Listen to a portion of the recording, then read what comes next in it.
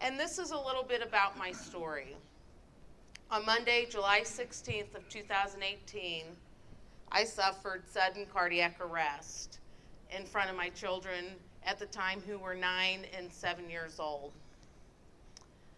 I was shopping, I was selling clothes to Once Upon a Child in the Baldwin Plaza on Manchester Road, which many of you are probably very familiar with, that plaza there with Schnucks. There is a physical therapy clinic that is right next door.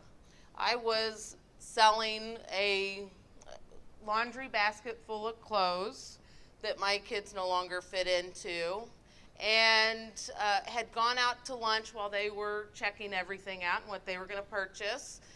And this happened when I came back in to pick up what they didn't buy. So you have to pardon my sick sense of humor with my body there. I'm sure you all can identify. Actually, they have restructured this parking lot. This isn't exactly how it looked at the time. So at the time, the parking lot was kind of more perpendicular to the physical therapy clinic.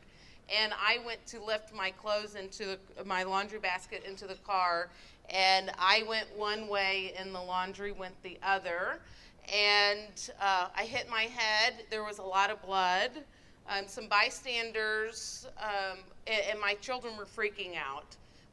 My eyes were fixed at the sky. Foam was coming out of my mouth. And my children were freaking out, which got the attention of the people around. And somebody inside the physical therapy clinic saw that, and the owner came out. So the guy that came to my rescue, you might know him because he's probably pretty popular in the community, Scot Schuessler. He owns Elite Physical Therapy. He assessed me, and in his words, he said it took a lot longer at the time. He, thinking, well, she's young. She can't possibly, what do you do? And he says he had been certified for a very long time, had practiced on many mannequins prior to, and was able to go into action. And he administered hands-only CPR. And I have that in bold and underlined because what I think you need to know as a community, as a bystander, is that pumping someone's chest is pumping that blood to the head still yet. A lot of people, if we were to survey you, why wouldn't you give CPR? Probably many of you would say, because I don't want to breathe into somebody else's mouth. And at the time, I had vomited, sorry for the gruesome detail, so that was probably a big deterrent for him as well. 911 was dispatched. By divine intervention, they were coming from another call, so they were very, very close by. They had a 4-minute response time. I was being treated for a head injury upon arrival. My children went into the physical therapy clinic with a very sweet retired principal who was there receiving therapy. But at the time, they were transporting me to St. Luke's with a head injury. They got me hooked up and saw that I was in cardiac arrest. And also divine intervention, I went to Mercy. But I want to tell you real quickly and take a break and tell you about who I am in my lifestyle. I, at the time, I'm 42 now, but was an active 41-year-old mom, swimming, chasing after my kids, an avid exerciser. Big hobby of mine is golfing. This golf picture was 2 weeks before my cardiac arrest. My profession is I am a PE and health teacher. I teach CPR to kids every semester. It is a Missouri requirement that students receive CPR training. And I'm a varsity volleyball coach. This is me catching some big air, being very excited about a district championship. And then on the left here, the reason I live and breathe, right there. Okay, the morning of, I felt totally fine and normal. I was getting ready to take my volleyball team to the University of Nebraska for volleyball camp. It's a really big deal to us. So we were getting ready to head out for the day to go to Once Upon a Child. I found this on my phone. You must know I have no memories of the week prior to. Found this on my phone. I had taken a selfie of myself. And then this was 9:30 p.m. in ICU, fighting for my life here. The treatment I received, so once I got to Mercy, they wheeled me right into the cath lab, literally right off the truck. I received 3 stents. They believed that there was expulsion of plaque in one of the arteries that went down and 100% blocked one of those arteries. They thought there was a good prognosis. They told my family as they came in, think it's going to be great, cardiac arrest, receive CPR immediately. But they started to learn that I had gone approximately 18 minutes without oxygen. So as a treatment for the brain, I received hypothermia therapy. After a few days, ARDS, adult respiratory distress syndrome, set in. And that was what they believed was going to put me out of this world.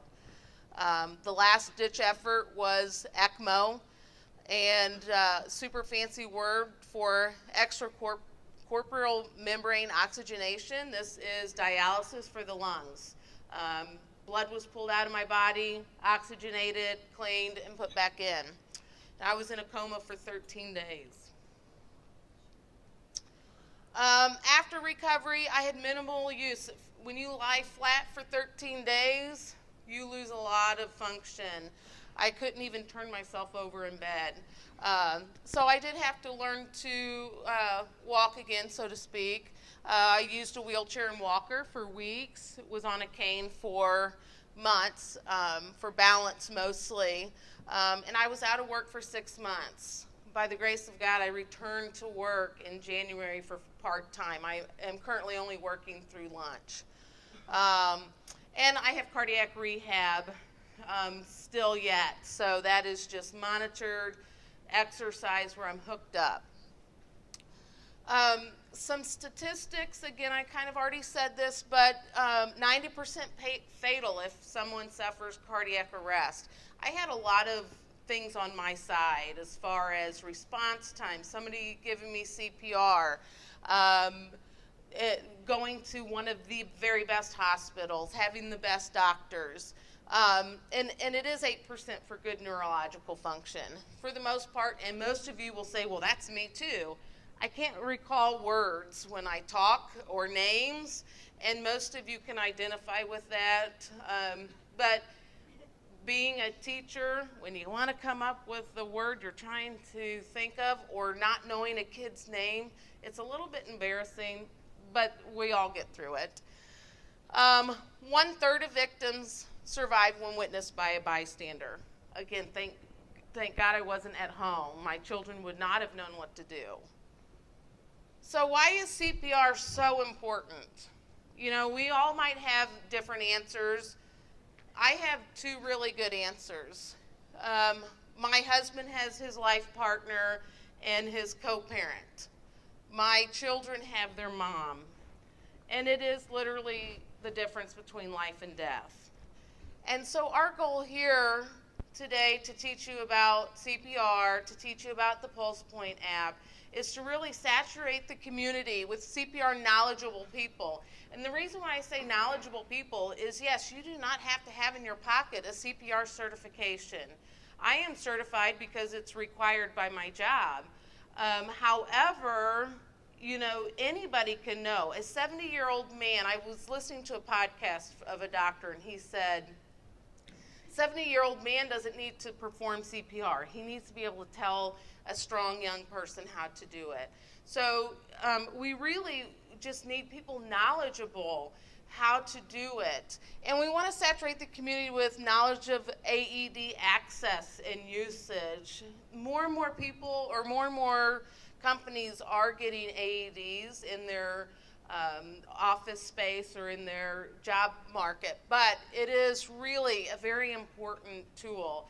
In a society where technology is at its best, there's no reason that people don't have AEDs. So with CPR, the more that know, the more that will, and the more we save and the more we pay forward. So that concludes my story and my plea to you to enjoy what you're about to learn about CPR, put it in your mindset, and be ready to help, because if somebody had not helped me, my children wouldn't get to snuggle with me every night in bed. So thank you for your time.